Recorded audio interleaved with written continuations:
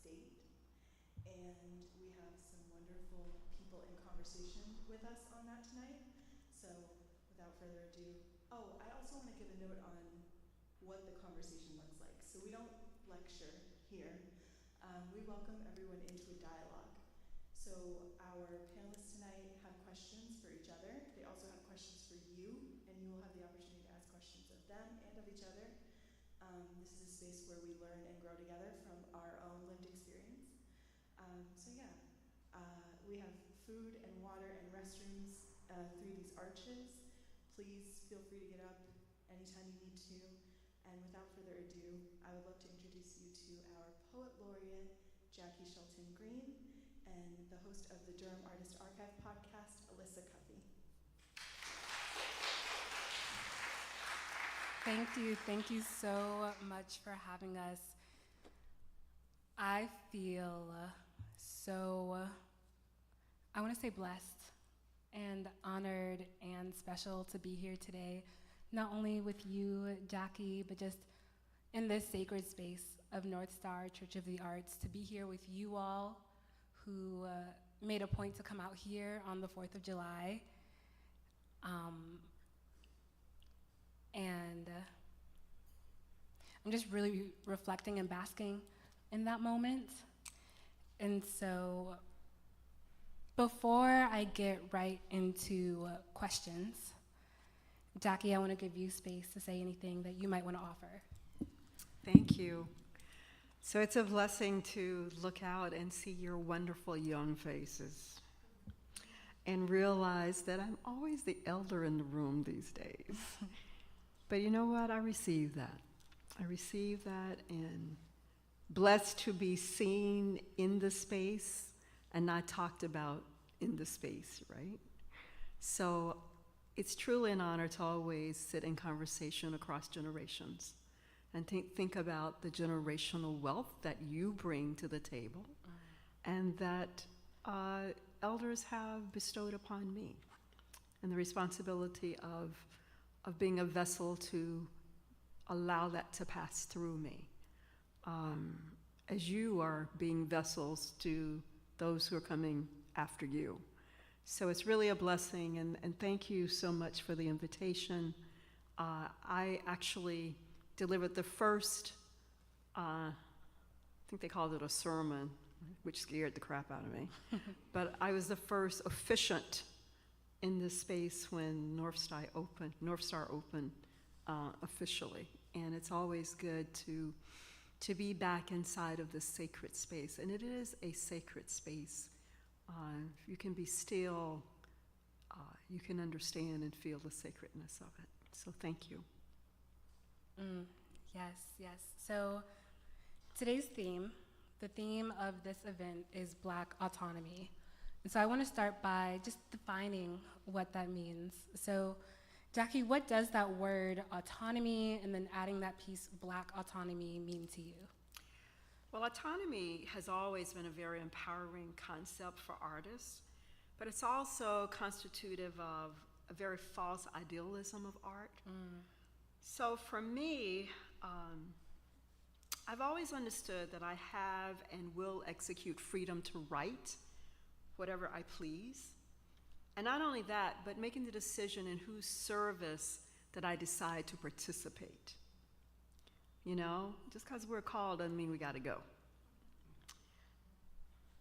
Autonomy also for me has privileged my artworks as self-contained objects of aesthetic contemplation and universal appeal, not as cultural artifacts implicated in social and historical complexity, which really translates and means for me, what does emancipation mean for me as a Black woman writer, an elder who is not ascribing and who has never ascribed to any systems that would define and critique my creativity, my knowledge, my education, inside of frameworks that really don't support me or engage my definition of what literary citizenship means. So I'm mindfully inside of practices that require me to ask of myself, what does literary citizenship mean? And how does my public participation continue to require things of me? And what are those requirements? What am I required to offer as writer, as historian, as researcher, as activist, and agitator? How am I curating my work and opportunities that serve the communities that I thrive in? Those are the questions I ask myself in the lens of autonomy. How does my poetry transform into urgent, necessary, and potent medicine? How does my creativity become a table, a bowl, a bed, sanctuary? Meaning, what is the purpose of the book I just wrote? You know, what is the everydayness, ordinariness, power of the art of that book? What is it a utility for a book of poems that I create? And how do I show up every day inside of the ordinariness and everydayness of art? Meaning removing art from this very lofty Eurocentric plateau, right, of something that's inaccessible. You know, what is the museum of the ordinary? We don't have to go to the museum. We're all human museums. So that's been my embrace my entire creative life, and thinking about the self-reliance inside of creativity and defining ourselves without permission. I love it. I'm taking notes so I can come back to things, and a few things that jumped out to me are generational wealth, the wealth and the knowledge that we as young people and you as an elder, we both carry, the things that we owe each other, not only as citizens, but as creative citizens. I heard art as a table for offerings. If I'm giving you this piece of art, what are you to take from it? And then I'm also hearing, just because we're called does not mean we need to go. And that really ties to refusal. How do we say no? And I think that's kind of hard, especially for people who feel like we can or are supposed to do it all. Just what does refusal look like for you? How do you navigate that? Well, first of all, so I think I misunderstood the question because I thought refusal coming from the other way. Okay, I'm open to it. Right, so I kind of responded. So I'm that little girl that played school a lot. So I write out everything. So I don't repeat myself over and over again, and I sound like I know what I'm talking about. So I am referring to a lot of notes. That's fine. Look, because I took these questions very seriously. But yeah, that whole notion of refusal, when I think about, you know, to be refused means that you asked for something in the first place. I ain't never asked for none. Okay? I accept, I receive. But understanding that we have the power to control what these containers of refusal look like. You know, we have more power than we realize that we have. So this goes back to a ton of questions that I had prepared for the audience, because I want to think about, you know, as a child growing up, I saw art all around me. Yes, I went to museums, but I really understood art from a very sincere place of practicality inside of a community that raised me. I come from a family of potters, of Orange County potters, who were not formal trained potters, but people went to the red clay banks of the creeks of Orange County for red clay to make a pot, not for the aesthetic of ceramics, but because somebody needed a pot to go to the creek to bring the water back. Somebody made those beautiful wooden dough bowls, not for the aesthetic that they were going to become vintage collected pieces, but because somebody needed a bowl to make the bread in. My grandmother and all the women in my community were quilters. amazing quilters. They were not making quilts for the aesthetic of quilting or knowing that years from now their quilts could sell for $7,000 a pop or more. They made quilts because someone needed to stay warm. They made quilts for the family. And as a child growing up, I always wondered where my little brother's pajamas and my pajamas disappeared to when they became too little. Well, every Christmas, everybody received, my brother and I and the cousins, we all got our pajama quilt. They were made from all of those, too little pajamas. Although the girls in my family received a wedding quilt. Those quilts were made from the discarded wedding dresses, prom dresses, cotillion dresses, all the party dresses from my mom and her two sisters. So there was lots of brocade and satin and silk and organza, But the stories inside of those quilts. It's fascinating when my mother and her sisters would say, oh, that's that ugly pea green dress, those dresses we had to wear to cousin so-and-so's wedding reception. I hated those dresses. Every little patch had a story. So I learned that, art is a living thing. That is not something that's collected and put away and that you can't touch. But it should be something that breathes and we touch every day in our homes. And that's why I talk about the everydayness, the ordinariness of art. Like what's inside of your human museum. I also believe that what we keep keeps us. That what we keep keeps us. Think about the artifacts, the things that we keep. The recipes, the cookbooks, the memories, the stories, the sayings, right, from the old folk. The practices that belong to your family, to your heirloom. So I think a lot about, heirlooms when I think about this whole notion of refusal. But I guess I should jump into some of those questions so I can answer this question. So I have a lot of questions, and this goes back to the question of how to stay rooted in your visibility, which is kind of about refusal. When your visibility is no longer tied to resources. And I think we're talking about monetary resources in this conversation. So I answer this question with a lot of questions, because the questions that I'm going to ask you have been my guides. These questions have been my guides for my creative life, for doing the work I do. And I'd like to invite you to think about how you think about these questions. So these questions for me have reshaped how I define freedom, how I've learned to let go of excess and clutter, and not just material excess, but excess in human form as well. How I live in harmony and how I strive to be a better being inside of harmony with the natural world, detached from societal expectations of material wealth. A lot of times when we talk about generational wealth, a lot of us are talking about money solely. And we're not talking about the wealth that's not measurable in dollar signs, but the wealth that's passed down to us. I've ridded my spirit of empty desires with these questions, and I've steeped myself in self-sufficiency, fearless honesty, and the knowledge of how to stay rooted in my work when the visibility is not being funded.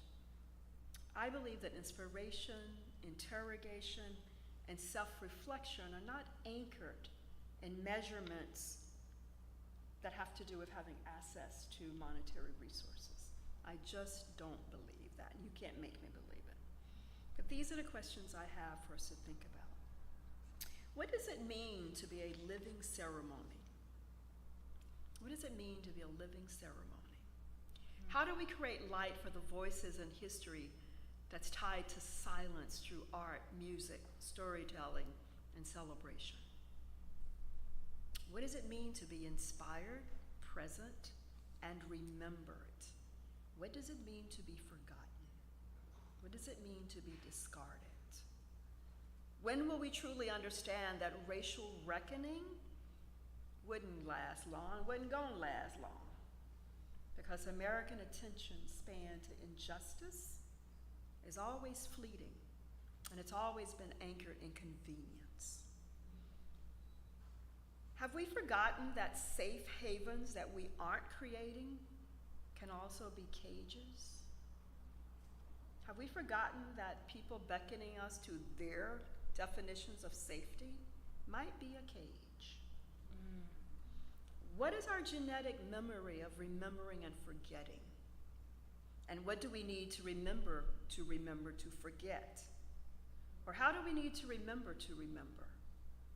And what do we absolutely need to remember to not remember? A lot of memory.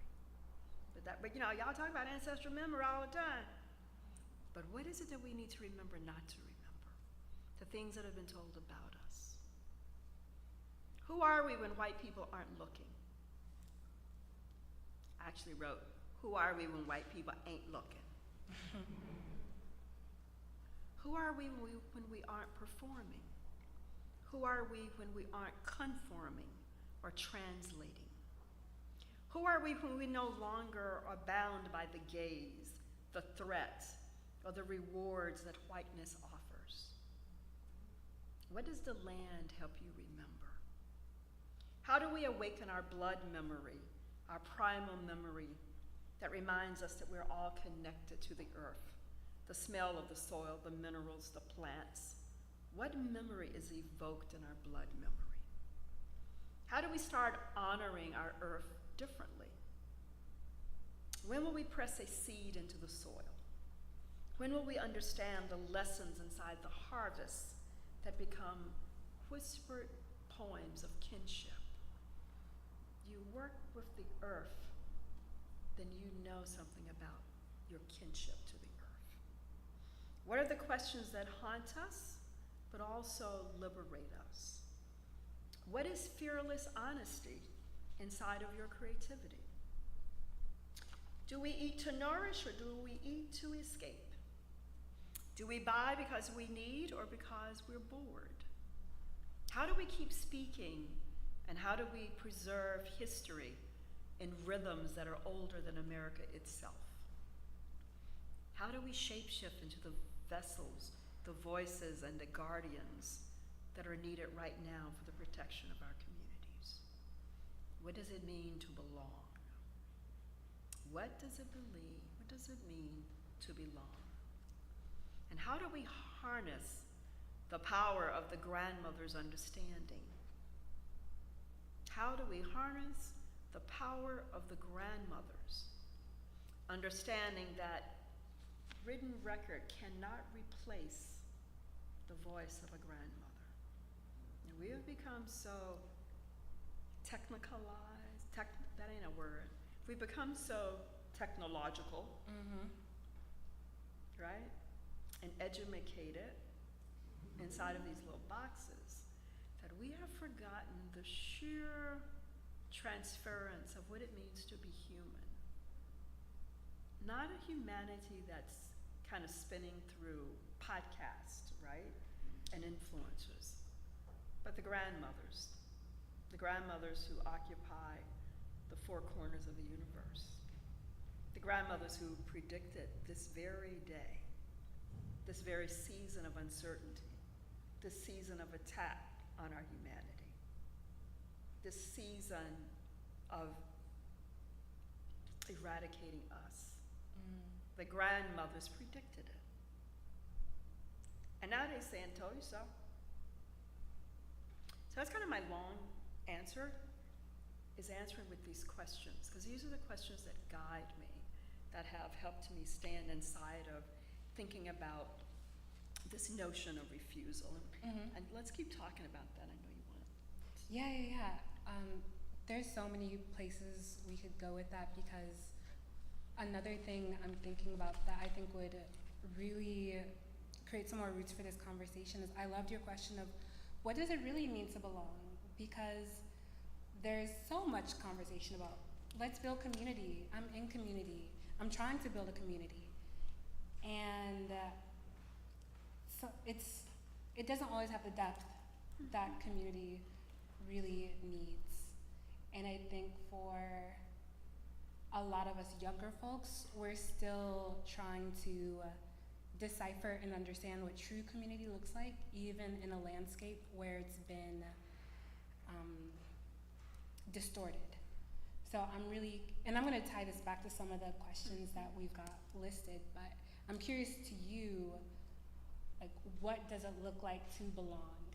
And then I want to talk about how we use that to build and protect our community.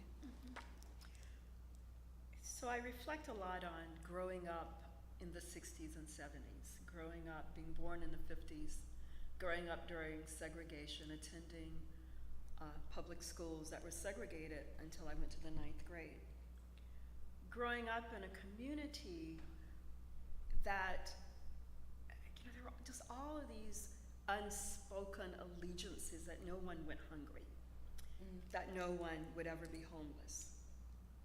If someone died in the neighborhood or in your family, those children did not go into foster care. Those children did not go away. They stayed in the family. If someone lost their house to a fire, well, you figured out a way to double up in your house and bring everybody into your house. So sometimes there might be 12 people in a house. And I'm reminded when the Hamlet fire, this is before a lot of you. How many people know about the Hamlet fire in Hamlet, North Carolina? So the Imperial Chicken Factory employed people, very poor black and white people, to actually, pick and clean chickens on an assembly line and prepare them, to go out to grocery stores. There was a fire that happened in one of the boiler rooms. The company had a policy of locking the doors to the Imperial Chicken fire, Imperial Chicken plant, so the workers would not go over their lunchtime. On this particular day, the doors were locked when the fire happened. And all these people lost their lives. 25 people died. I later found out I knew all 25 people because I worked for legal services, and at that time, all 25 people were clients of ours.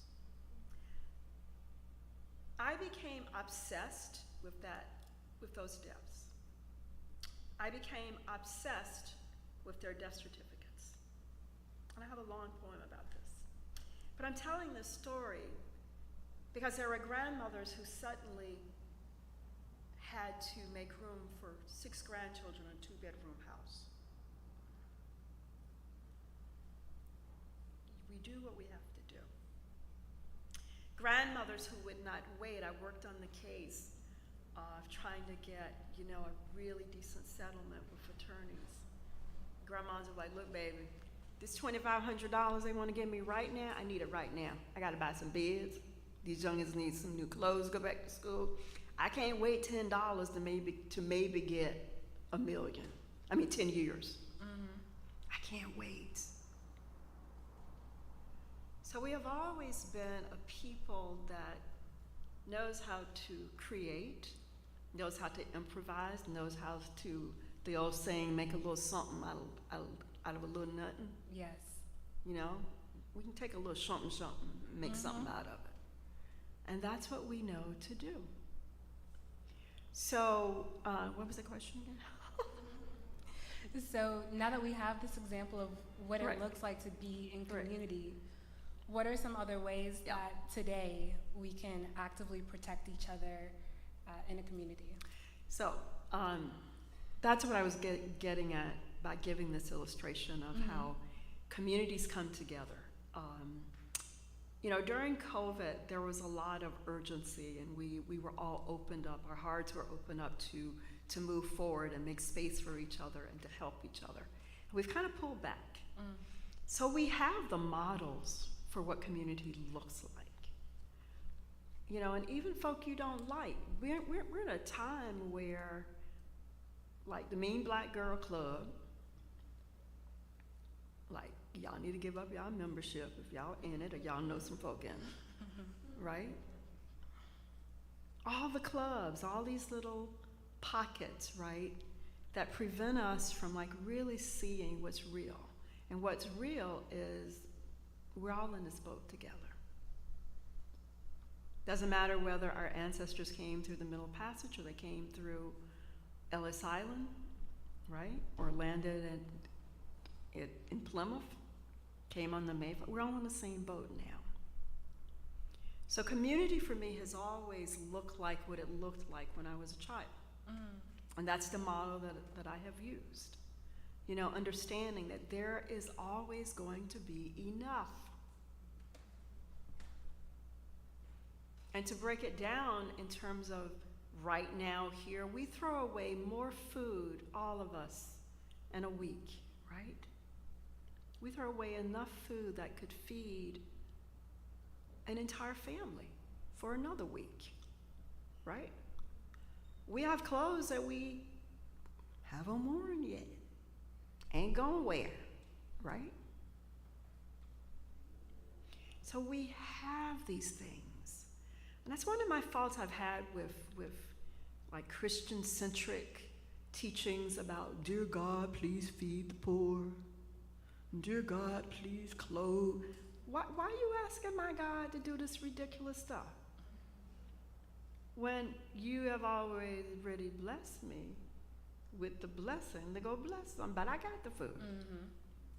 Bring the people in your house. What does that look like? What does your practice look like? You know, so I started this project many years ago, and I do it more honestly in Morocco now than here, but it's called The Table. It's called The Table. It's inviting people to your table that you generally would not invite. It's inviting the folk that you don't talk to on your street to your table. Finding out who we are. I live in a neighborhood, I think there are 13 houses on my street, and I only know by name one family. Folk don't talk to each other.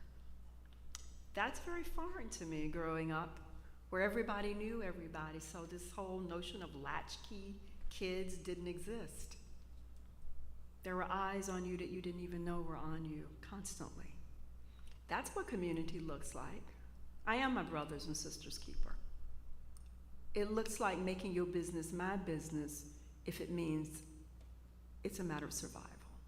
Because see, we are too quick to stand back and say, you know, I'm so sorry she got hit by the bus. You know, and I could have told her it was the bus. But it wasn't my business to tell her it was a bus hitting her. That's kind of the mindset that we operate, that we've been conditioned with now, right? It's only our business when it's convenient. And right now, the matter of survival has to be a necessary inconvenience to all of us. It's an inconvenience to think about survival, right? But it's so necessary right now. I can't survive if you don't survive. That's what community looks like. It's not the picking and choosing. It's not being the gatekeeper. It's not deciding who's cool enough, who black enough, who political enough. What about who's human enough? And that's all of us. Yeah, I have been doing some research just about you, getting more familiar with your materials, and you shared a story in, I believe it was a video by North Carolina Arts, where you said that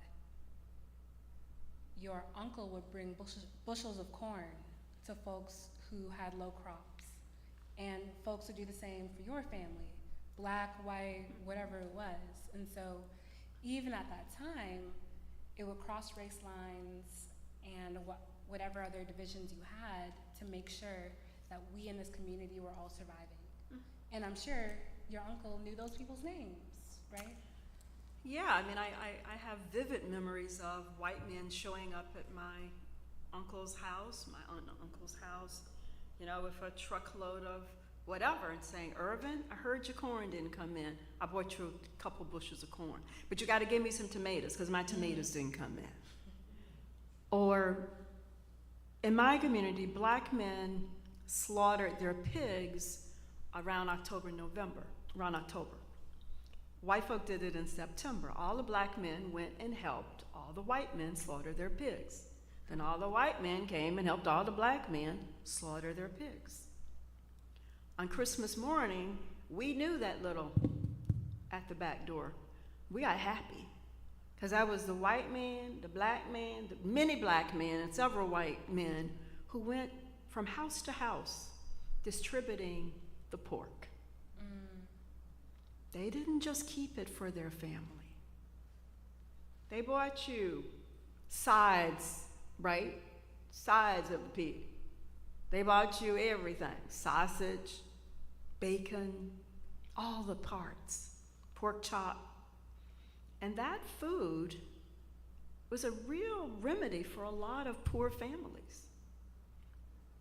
For a lot. They ate that meat all year. Women canned. They shared the canning. So there was never a semblance of lack or not enough. Never. You know, it's kind of like you hear all the time people saying, well, we didn't know we were poor till somebody told us we were poor. None of us knew we were poor. We had everything we needed and most of what we wanted.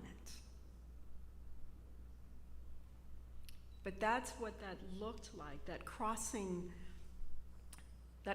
these boundaries in the name of survival.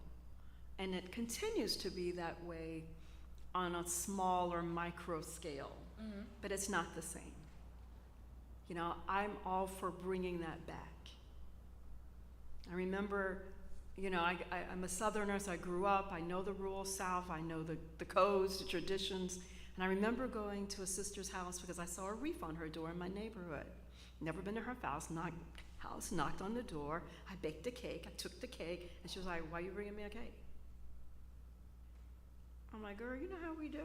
You know, you're supposed to bring food to the house when somebody died. We don't do those traditions anymore.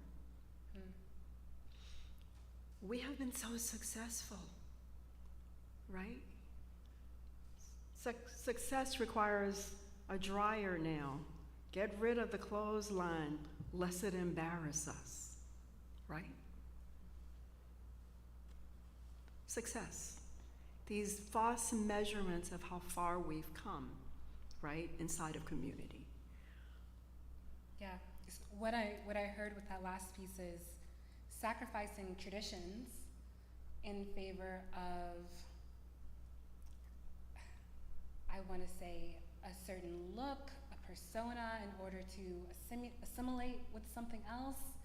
And my question about that is, I know that your poetry style is tied to documentary poetry.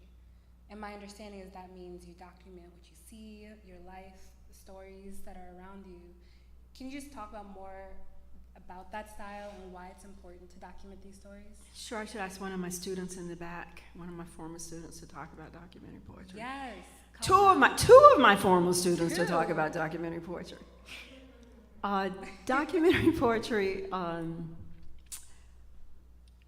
is a form of poetry that uses primary and secondary sources to retell a historical or personal event. Okay? So primary sources can be all kinds of documents. A driver's license is a primary source. Birth certificate, death certificate, immigration papers, adoption papers, divorce papers, the deed to your house, or the lease to your car, you know, any kind of document, a recipe. It's also those little notes that I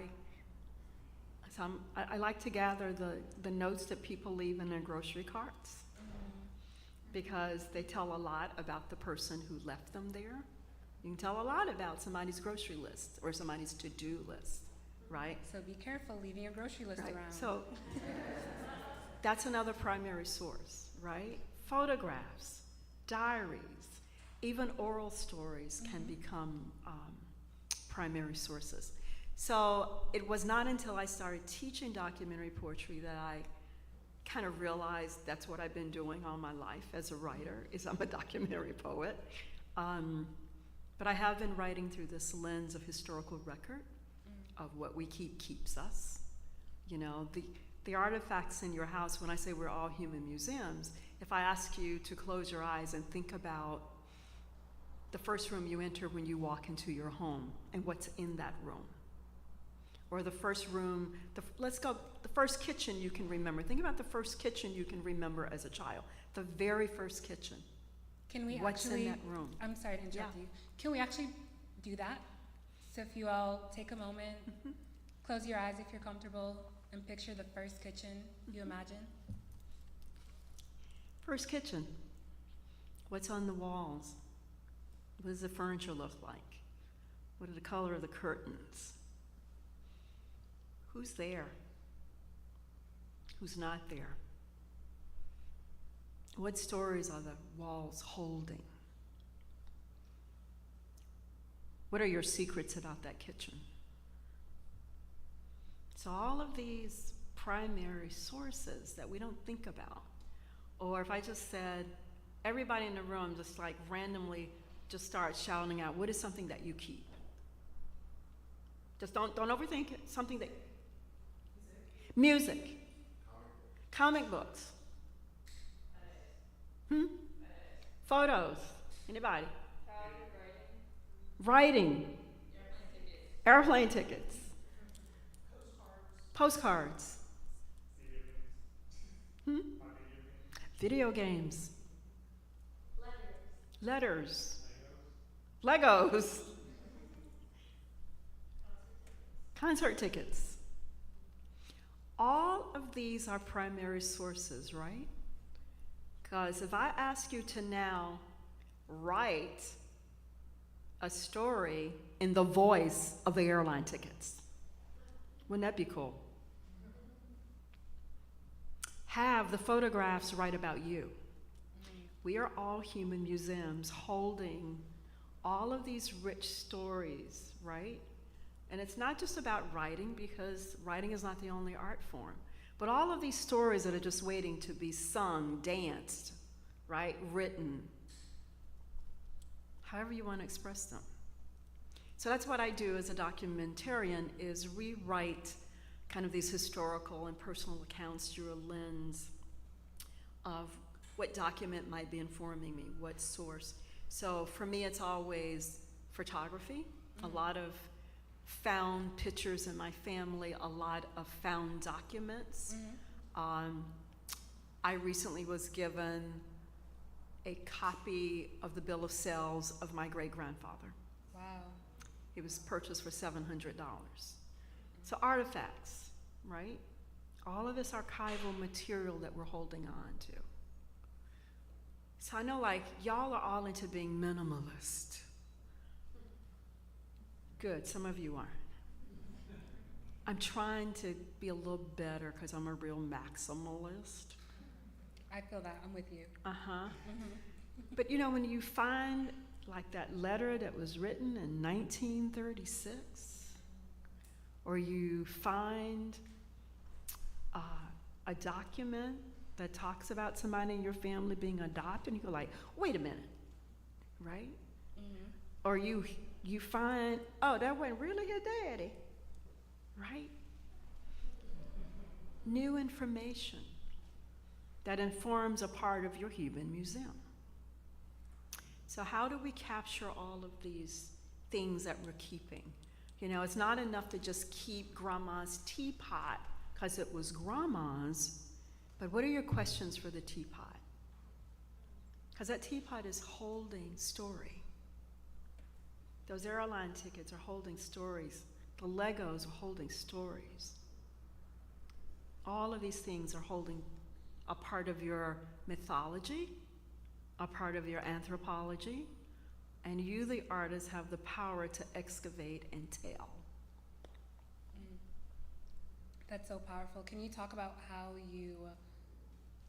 that shows up in your poetry and what some of those examples are that you've used? Well, I can go back to the Hamlet fire. Because of my relationship, because I worked for Legal Services of North Carolina, I was able to convince the fire marshal to allow me to go into the Imperial Chicken plant 2 days after the fire. it was still there was still a lot of smoke, and, it was dangerous. But, the researcher, the documentarian, the historian in me needed, and the poet in me needed to witness. It wasn't about my work for legal services. It was about witnessing a certain kind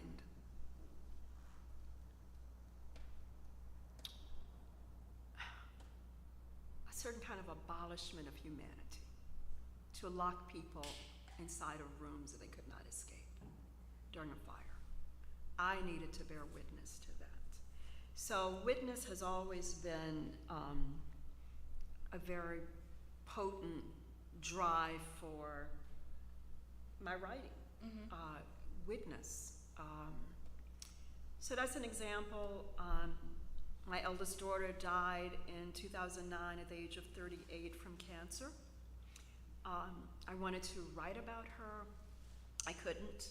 It wasn't until 2017 that I was able to bear witness to her journals that she had kept during her journey with cancer.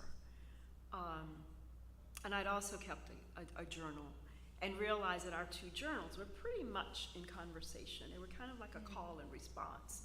They were doing a dance with each other. I'd never seen her journal until 2017. I mean, I knew she kept it, but it literally fell on my foot when I was looking for a book on a bookshelf, and I'm like, what is this? And it was her journal. And I pulled out my journal. So those two journals became primary sources for the writing of a book that I wrote, I Want to Undie You, which I wrote for Imani, which I wrote for my daughter. So that's how I've used life experiences, because life experiences always inform a writer or an artist's body of work, even when it's not conscious. It's always personal. Yeah, it's always personal. This is switching gears a little bit, but you talking about the Hamlet fires just takes me back to this theme of institutional abandonment. And I just feel like that is such a spot-on example. A institution that has hired people to do a job, and it's implied that when you do a job, you will be protected while you're doing this work. That's what institutional abandonment kind of means or sounds like to me. And so my question is, where have you seen patterns in institutional abandonment from the past, whether it be like the 60s and 70s from your childhood to today, or where do you see them like splitting up and breaking away? Are there surprises in the news today, or have you seen it all before? No. I mean, we can start with inequitable education, educational institutions. We can start there. We can talk about medical apartheid. We can talk about everything that's happening right now. I remember the day seeing Lyndon Baines Johnson sign the Civil Rights Act. And I remember, even though I was a child, I knew what it meant for me as a little brown girl of the South. I knew what that meant. So to see the abandonment of all of these struggles and movements that my parents and grandparents and aunts and uncles and people in my community, that they literally fought for, because it was a very dangerous time to speak out, the power of utterance. So for me, it's just a return. I mean, I went to segregated schools. I not knew if they'd segregate them again, except I think that's a fertile, rich opportunity. The best education that I have received in my life, and that trumps my graduate school and college and my experience at a private Quaker boarding school, was going to segregated school 1st through 8th grades. I am who I am because of that education, not because of my graduate work. Okay? Not because of professionalism and academia that has groomed me to be a certain way. It is because of attending a segregated 1st through 8th grade school. Knowing that I was loved unconditionally by Black teachers. They were the original No Child Left Behind. You know, all us little brainy smarty pants, we were the ones sent with some paper over here to work, while the teacher went over here and worked with the 4 slow, we call folks slow back then, with the 4 slow children, because they were determined to catch them up, right? So those of us that were learning, right, and functioning and moving fast, they knew that we didn't need as much help. Same school, a few years later, in the early 80s, I am there as a, what do you call it, a substitute teacher. And there were these children in the back. And I said to the class, well, why are those 4 kids in the back? What are they doing? Why aren't they sitting up here reviewing? I'm like, oh, don't bother them. They don't learn. They got some problems. Oh. And the teacher just gives them something to play with. Just give them some blocks or puzzle. Give them, they like pictures. Give them some books with some pictures. They'd be okay. That's what the teacher do while she teach us. So it had reversed. School now is integrated. It was just a reverse. Us little smarty pants, we were over there playing.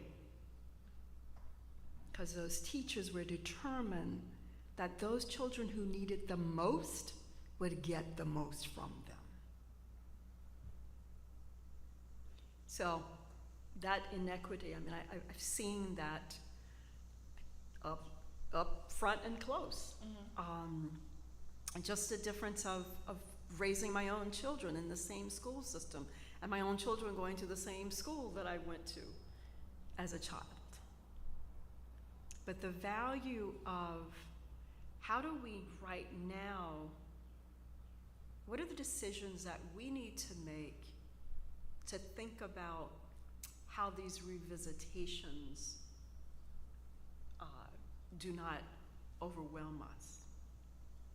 We're going to revisit a lot of it. Doesn't mean that we won't survive it. I survived it.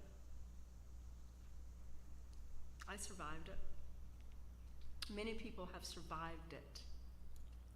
My mom died at the age of 106 in 2022. Still pretty much in her mind. Smoked every day till the day she died. Her doctor sitting in here now. Smoked every day right up till she died. But when Trump was elected the first time, my mother's response to a friend of mine who was literally losing her shit on my couch. She's like, Miriam, she's like, baby girl. She's like, I've slain bigger, badder, little ugly dragons than this. This too shall pass. Amen. And I have to believe that, and I know that we have what it takes to be what we need to be in this time. But I don't think the urgency, I don't think people are feeling the urgency yet. I don't think, because it hasn't hit you slap up in the face, maybe we don't believe it's really happening to us. Or maybe it ain't nothing real bad happened to nobody we know. But it goes back to if it's happening to one of us, it's happening to all of us. So,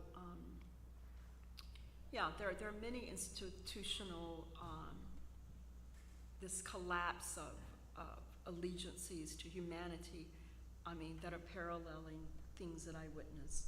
I mean, the return, and it's never disappeared, but this resurgence of white supremacy, this resurgence of,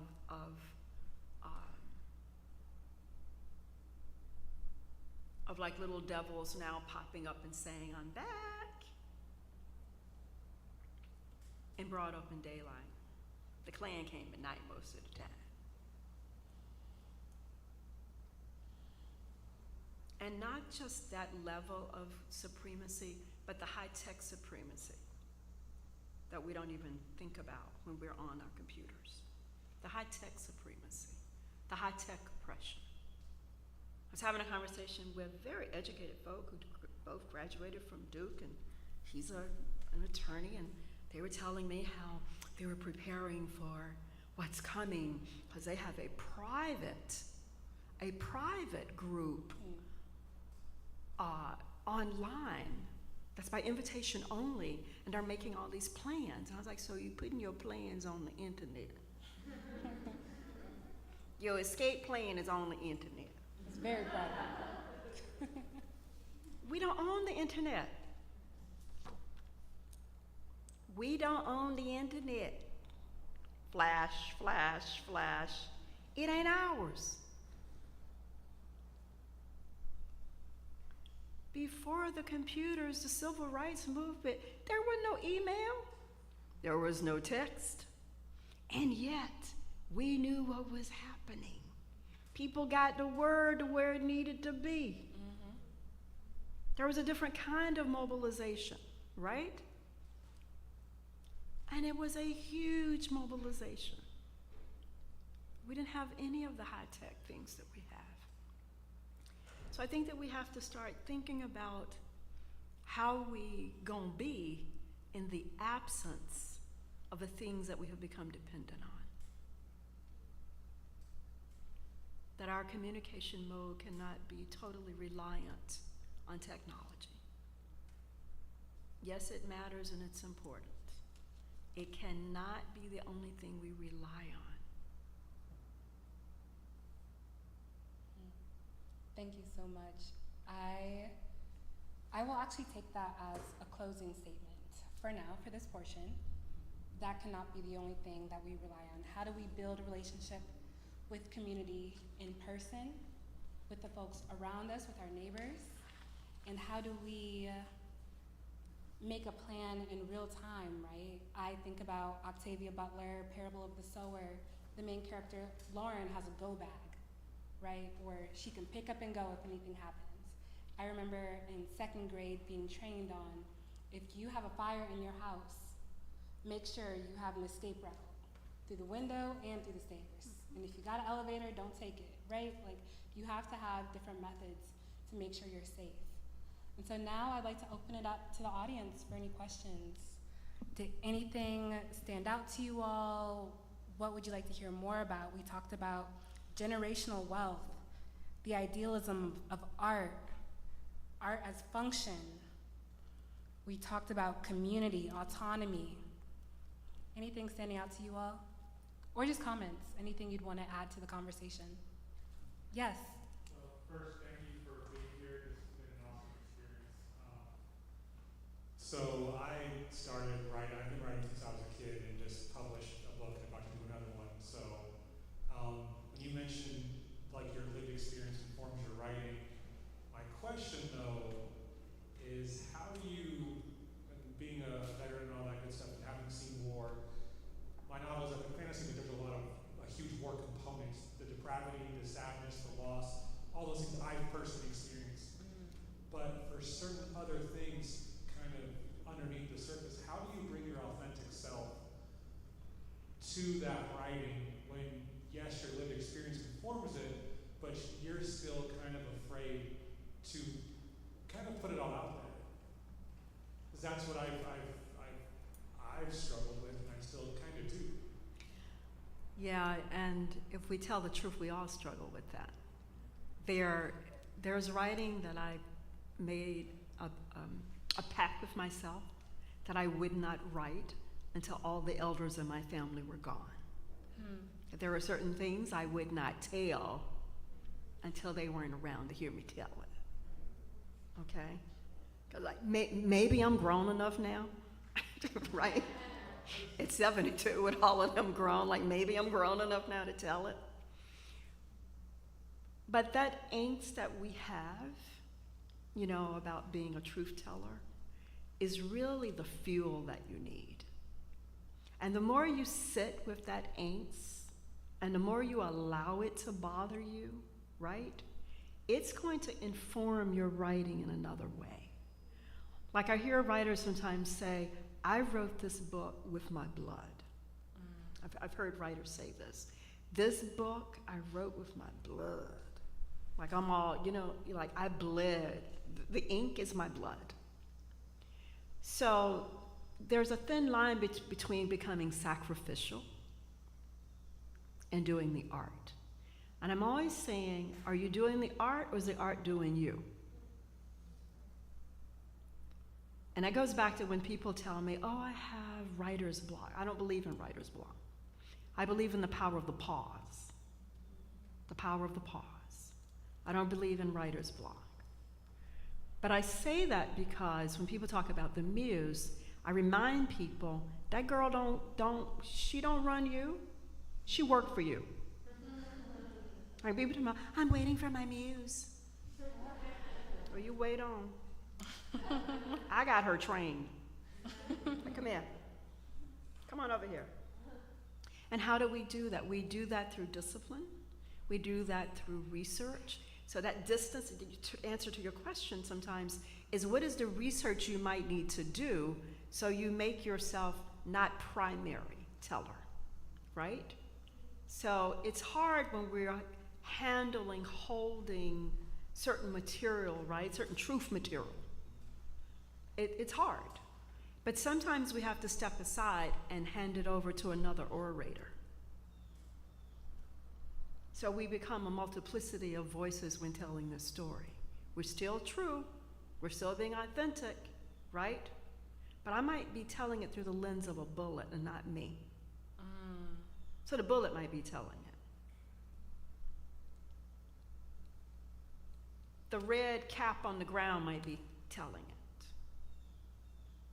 So there are many, many techniques, writing techniques, devices to utilize to rethink how we protect ourselves.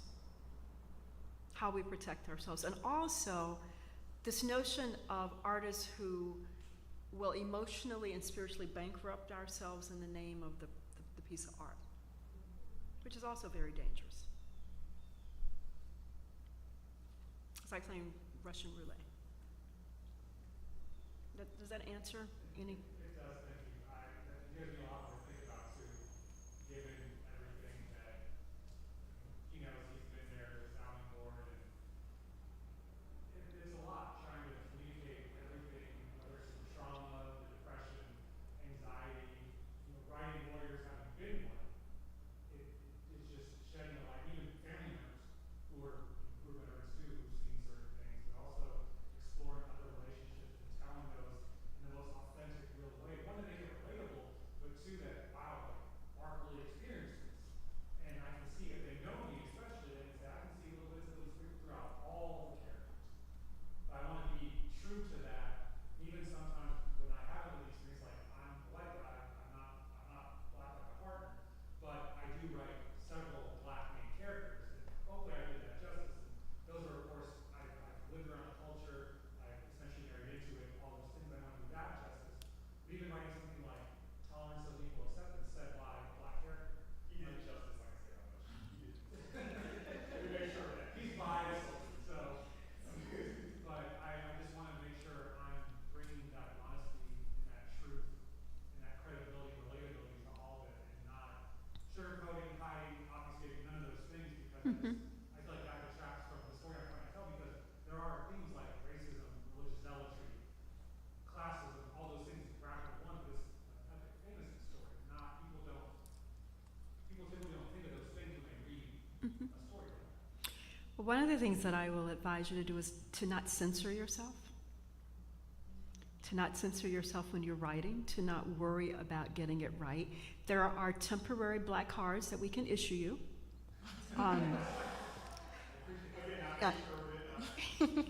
Yeah, your partner says, yeah, he got that. But not being funny, you know, if we were in an academic setting, I'd probably give you some other exercises around what does it look like when your character isn't in trauma? Because sometimes it's the power of writing about trauma begins with writing about joy. And the flip side of the experience that you want to tell. Because it enriches, it's kind of like my belief that you really don't know what joy is unless you know the depths of pain, unless you know the depths of sorrow. You can't know the depths of joy, right? Unless you also have experienced and willing to allow your humanity to experience the full gamut, right, of the human experience, which is both. So a lot of times when we are doing the trauma work, we are so inside of that lens that it becomes the only lens. And we kind of silo the character. So if that makes sense. So just thinking about how you give fullness to the humanity of the character. And that kind of will balance out, if this is making sense at all, will balance out, I think, some of the angst that you're feeling.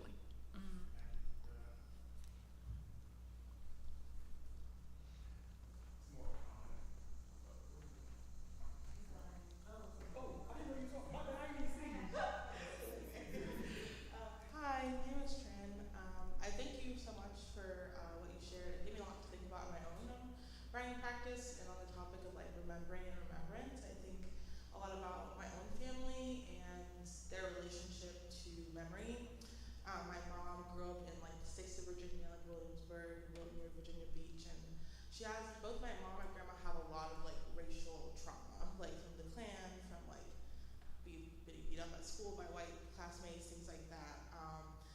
When I try to talk to them about these things, I try to like, it's like wisdom that I'm trying to access, but the memory is like so painful that they don't want to talk about it. They often like make jokes about it. It's just like I feel like there's just like a disconnect between like the memory and like what we can take from that memory. And I think when I think about my own writing practice, I'm trying to, like I said, access this kind of ancestral wisdom, but I'm struggling with like their own pain of remembrance, like what is the implications for me? And so I was curious for you to speak to that, of like how do you balance that as someone that is like a historian of your own life and legacy and like your family's legacy? Like how do you balance the value of remembrance, but also like the pain that comes with it? Yeah, that's kind of why I made the comment I made about there are things I will write about now that everybody is gone. Because I had to do the research because of their unwillingness at times to talk about certain things. I had to do the research that involved them. You know, you're at an advantage that I didn't have, because when I was doing a lot of research about something else that revolved around a lot of trauma, everybody was gone. Like they're dead. But these folk are still here. You know what I'm saying? So part of this is like, don't talk about the trauma. Just tell them to talk about their lives. You know what I'm saying? And even if they censor what they say to you, or they give you abbreviated versions of it, take what you got and go research and find the other stuff. Ask other family members who are willing to talk about certain things. It's a hard one. It's a hard one to honor what they've been through. You know, there's so much shame attached to the harm that other people inflicted upon us. Like, we didn't self-inflict. But there is so much shame around it, you know, the pain around it. And for many of them, it's protecting us. You don't need to know. That was what you don't need to know. Grown folk business, you don't need to know. That was the answer to a lot of questions. You need to know. Well, we need to know. We need to know. But, letting them know that you want to know who they are in all of their glory, in all of their heydays. Because when they start getting excited about telling you about the good stuff, they'll tell you about the bad eventually. And if I can add on to that. Yeah. So my work with the Durham Artist Archive really began way before I started interviewing folks about Durham and artists here. A few years ago, I have 7 grandmothers. Some of my grandfathers remarried. I count my great-grandmother's grandmother, my mom's godmother, grandmother. So I just count them all in that number. And I interviewed all of them. And I have it all on recording. And so how I approached those interviews was just asking about their girlhood. And just like you said, we talked about the good mostly, and sometimes they touched on the bad a little bit. A lot of times they stayed away from it, which was fine. But I learned that my dad's mother wanted to be a draftsman. She wanted to be an architect, but women were not architects at that time. I got to learn that my great-grandmother, who's still with us, she just celebrated her 87th birthday.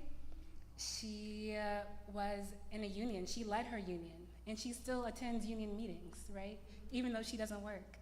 And so, yeah, so I'm like, and I love that for her, right? Like, she is still out here fighting and supporting and doing the good work to make sure that the next generation can get the support that they need and get like work equity and all of that. So that's just another way to approach it. Ask about the love and the things that they care about, and more will come out, just as you said. So I just wanted to add more color to that question. And also, use the photographs you have, because there are a lot of stories located there. So you make me think about something around the notion of permissions. So there is this photograph that exists, and this photograph has been in my possession for a long time. It's a photograph of 4 women who are dressed in it's a sepia-colored old photograph. So these 4 women are looking forward, and they're kind of posing, and they're real sassy, and it looks like they have on like pastels, because you can't tell because it's sepia. But there is my mother on the edge of the photograph, like really like on the edge, like she doesn't even belong in the picture, and she's dressed in all black. And these women are kind of in this frolicking posture, and she's dressed in all black, and she has on this like little tiny black pillbox with, a veil, and she has on this black wool suit, and it's winter because all the women like have on coats. Black wool suit, like her waist is like this big, with this huge white gardenia, like, on the waist. It's like a cute little peplum looking outfit. So I asked my mom one day, who are these women and what's the story? Well, she gave me a story. At the time, all the women were alive. I interviewed all of them individually. I got a different story about the picture from all the women. Then I had a luncheon for them at my house. They all came. Mm-hmm. I interviewed them collectively about the picture. I thought they were going to get into a fist fight. Mm-hmm. But girl, I'm older than you. I know where we were. Well, I wouldn't have worn black to a wedding. I mean, they were like, we were at so-and-so's wedding. And my mom's like, no, because I'm in black. I wouldn't have worn black. We didn't wear black to weddings back mm-hmm. then. So I'm like, well, maybe you hooked up with them after the funeral at the club. I mean, none of it made sense. So the questions I had for myself is, what is the truth? What is the truth of the story? I will never know. But what I have to honor is everybody's different truth. I have to honor everybody's version of truth. So I always say, I must tell the truth by which I know the truth as a creative practice. I'm telling you, I tell this truth by the way I know it is truth. So I have all of these, this picture has driven me nuts. And it still continues to kind of haunt me because I really want to know. And all the women are frontal, you know, like they're happy and gleeful. And my mom is standing there and like this, she's looking down in this very somber pose where she's looking down with her hands like this at her waist. Yeah, but I love these rabbit holes. I love going down these rabbit holes. So I guess what I want to say is find pictures, ask them about the pictures, capture those stories, because stories beget stories. Stories beget stories. So just keep bugging them. Yeah. They might kill you, but it's, you know. I think I see a hand there. And yes, oh, you got the mic there? No, you had it. Oh, okay. Oh, all right. Something that caught me, you were talking about how when the pandemic hit in 2020, our hearts were more open. And I am very lucky to have been raised by Miss Mary, who has been the staple of community, who lives with her door open. People can always come in, get a plate. And she is the daughter, and I am the great-granddaughter of Lily May, who in Germantown put on rent parties. And so I've been raised with this idea of community that for me, I've always been in search of, right? And I do feel like there are these moments, like during the start of the pandemic, or the uprisings, or even recently when Helene hit my hometown, Asheville, that in these moments of crisis, community reveals itself in these very beautiful ways. And I'm just curious, like, what you take from that, because it's been really hard to uncomplicate it. Like, why does it have to get so hard? Almost for it to get so easy, you know what I'm saying? For people to actually talk to their neighbors, to feed and clothe their neighbors, to get to know their neighbors. Like, what lessons can we take from that, and what does it call into question? That it takes these moments of rupture for community to really reveal itself. Well, when I started talking about the table project that we have of inviting people, I've been doing this for years. So I guess what I want to say is when you're in communion with folk all the time, in and out of bad and good seasons, that's what remains steady are the relationships. So this is about relationship building. You know, like a lot of us do a lot of work as social and cultural activists, but a lot of us never develop relationships inside of that work. We just do the work. So I ask my students and ask my people that I work with, writers, what is your relationship to your creativity? Well, what is your relationship to your community?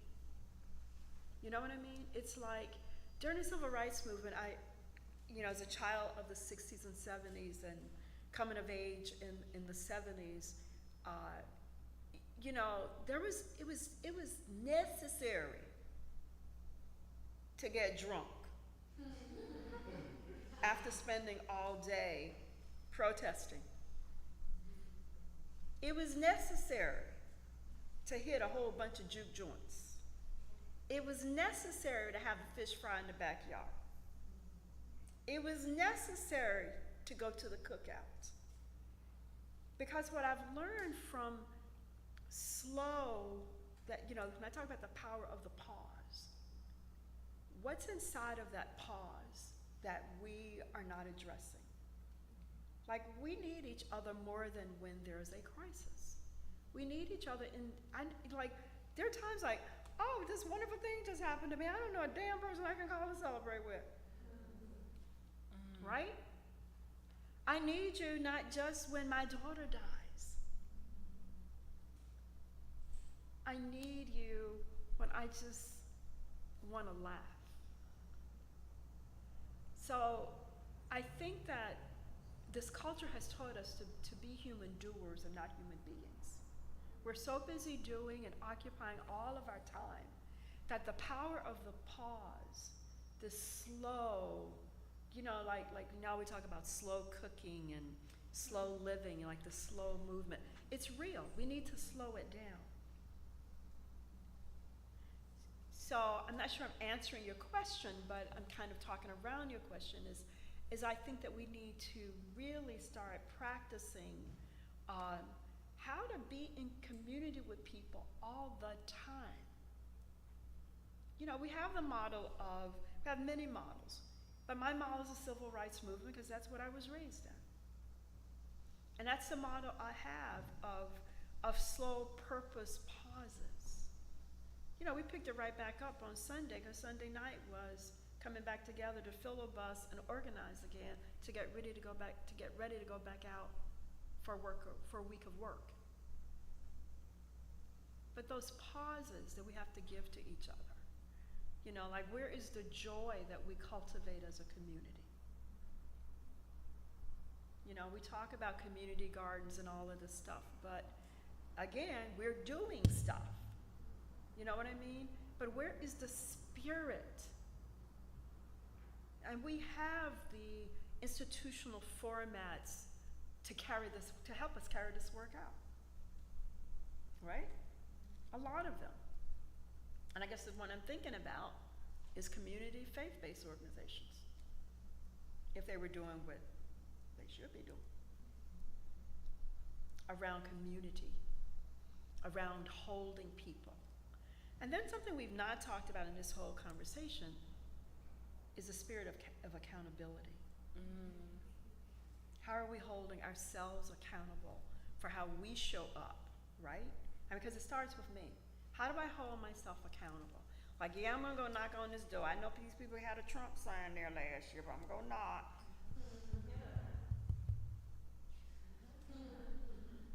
I saw your little boy in the street. I don't think he should be in the street.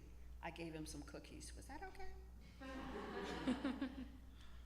How do we still be our neighbors against the odds?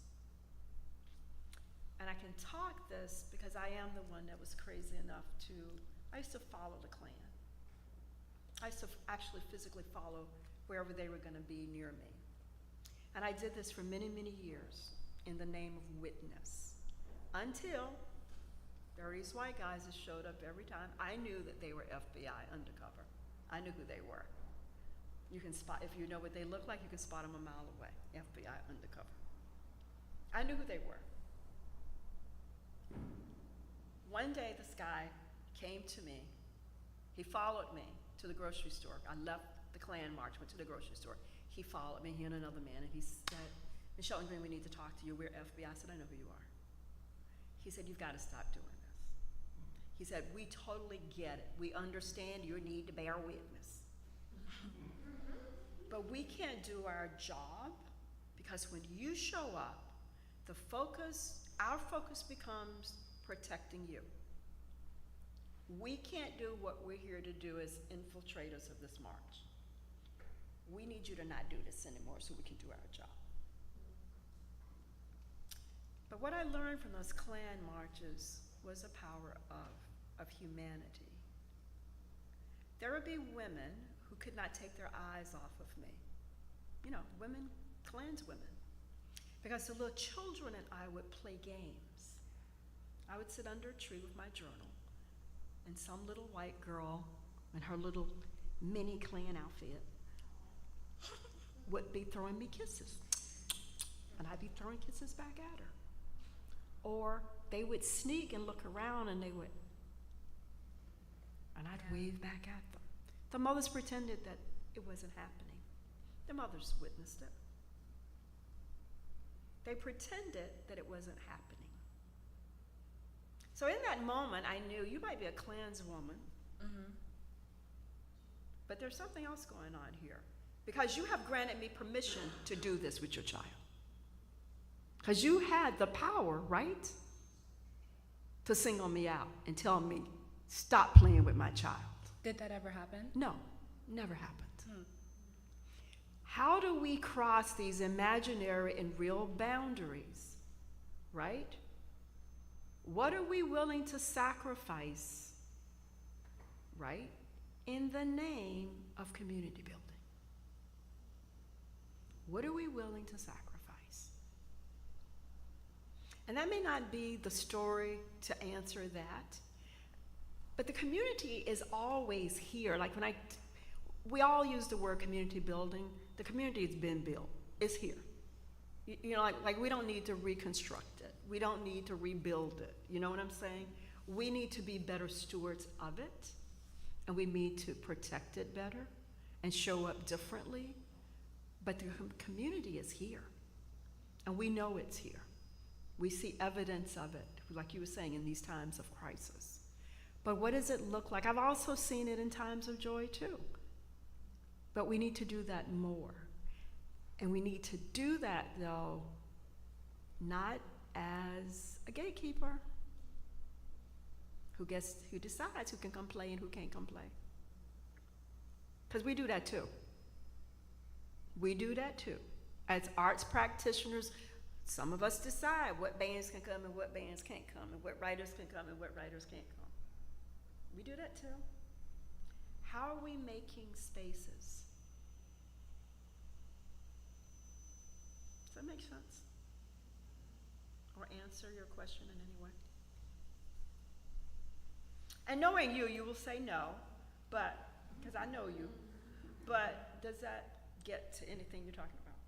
Yeah, I definitely think it gets there. I'm also curious though, and I guess just like from this experience at home, there's this one Firestorm Anarchist Book Collective in Asheville where there was this notable moment where we were like, I went up to help after like 3 days after the flood, and we were doing distro, and someone like whispered and was like, that's the guy who's been sending us death threats, who had come to help distribute food at the place where all these people like brought resources to, right? And so in these moments of like, I don't know, division or partisanship, in these moments of rupture, you do see those like ways of community. And I guess my question is like, there's these moments of crisis, but when there's not, and we're pausing for joy, how do we have those conversations and let community in who, with that hurt, you know, and with that understanding of like this deeply rooted division that in moments of crisis made thin, the veil is lifted, the divide is a lot less blurry, but in moments when there isn't crisis, people hold really tight to you. That's an excellent question, because I'm kind of dealing with something like that right now on a board where the former founder of this organization was a predator, and that person is dead now. And as a president of this board, I'm like pulling the Band-Aids off of all the lies. You know, like we have a mission statement that does not really apologize, you know, for what this person has done, or hold, you know, I wasn't a part of the board. None of us on this board, right, were there. But it's the history. And how, as trustees of this, do we move forward without dealing with that history? And for me, the answer to your question, and it's helping me answer this a little bit, is coming back to relationship building again. It's gonna start with somebody being bold enough to be the truth teller, right, and hold that person accountable in a public space and say, you came here, we're gonna assume this was a goodwill act, however, and deal with the however. I mean, I don't know any other way to deal with truth except exposing truth and being on the side of truth and helping people understand how truth really does free us. and how this horrible act could be redeemed. But how do you, I guess the question I have is like, what does a relationship building look like with that person in Asheville with all the players that are involved?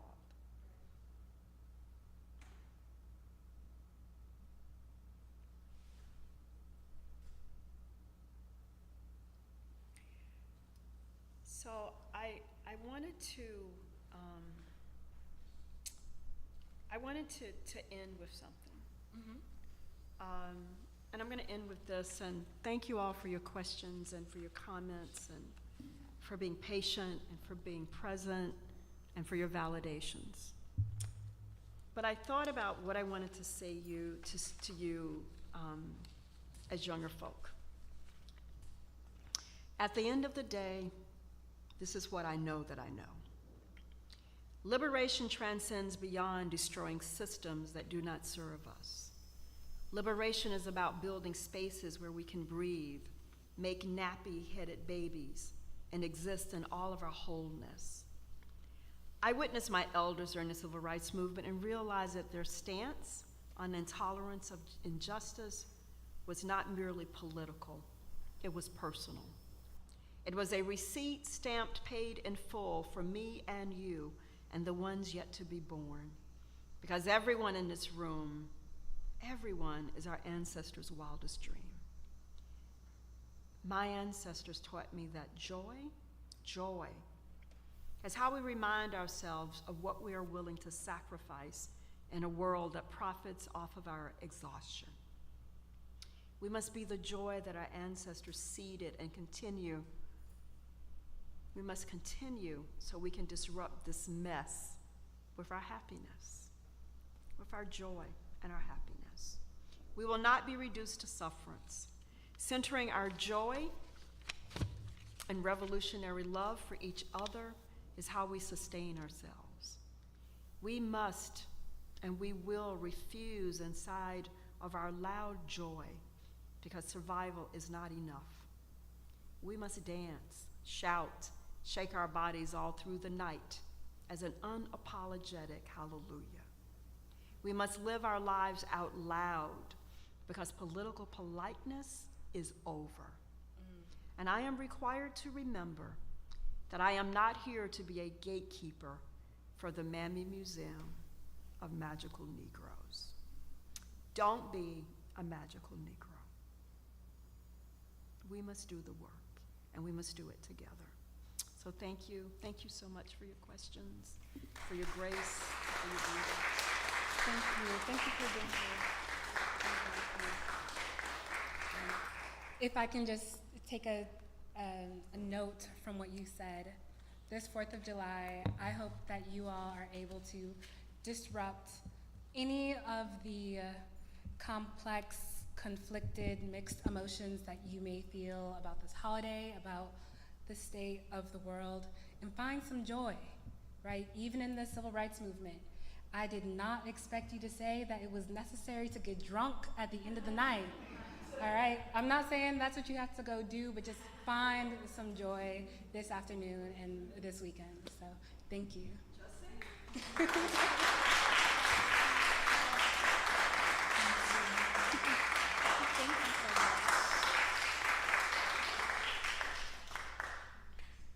Deep gratitude for the conversation.